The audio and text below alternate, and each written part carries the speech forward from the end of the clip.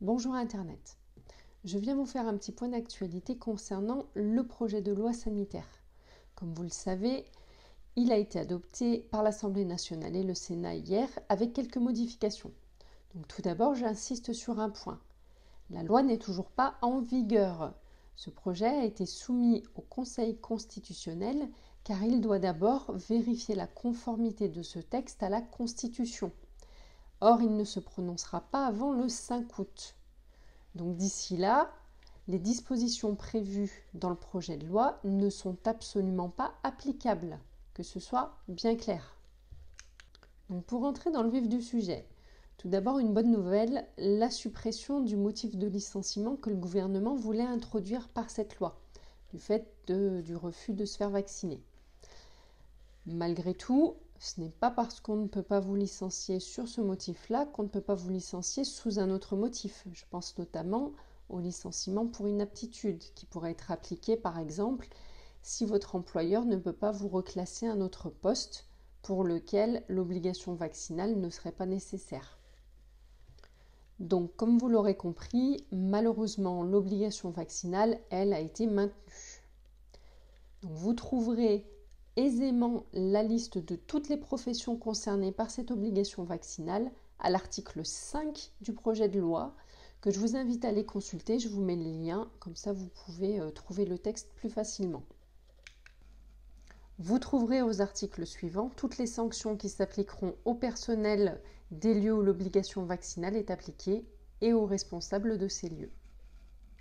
Je vous invite tous d'ailleurs à consulter ce texte car vous trouverez dans l'article 1 la liste de tous les lieux concernés par l'obligation de présenter un pass sanitaire. Cet article premier est très intéressant car il prévoit également les sanctions qui seront appliquées à ces nouveaux établissements pour lesquels le pass sanitaire sera obligatoire, et notamment le fait qu'ils seront tout d'abord avertis par une mise en demeure et que c'est seulement s'il y a des manquements à 3 reprises sur une période de 30 jours qu'ils pourront faire face à des sanctions pénales. Je vous invite donc à consulter ce projet de loi afin de connaître toutes les sanctions prévues. Un petit point de précision concernant les dates car je trouve que ce n'est pas clair du tout. Donc on va commencer par les personnes qui travaillent dans les secteurs où l'obligation vaccinale va être appliquée. Pour cela, ils devront absolument fournir un justificatif, donc soit de rétablissement, soit d'un test PCR, soit de leur vaccination, dès la promulgation de la loi. Ils auront jusqu'au 14 septembre pour recevoir leur première dose de vaccin. Donc du 15 septembre jusqu'au 15 octobre, ils pourront continuer à présenter un test PCR s'ils ont eu leur première dose. Pour toutes les personnes qui ne respecteront pas ce calendrier, on pourra leur opposer une interdiction d'exercer. C'est très grave. Donc il faudra vraiment, si la loi est promulguée telle qu'elle, vous soumettre à ces obligations ou voir avec votre employeur s'il y a une possibilité de changer de poste pour pouvoir intégrer un poste dans lequel vous n'avez pas besoin de vous soumettre à cette obligation. Pour les autres salariés des autres secteurs où l'obligation vaccinale n'est pas appliquée, mais où le pass sanitaire est obligatoire, pour ceux-ci, ils devront présenter un pass sanitaire seulement à compter du 30 août, pas avant. Concernant l'application des nouvelles mesures aux enfants, le pass sanitaire n'est pas obligatoire aux enfants en dessous de 12 ans.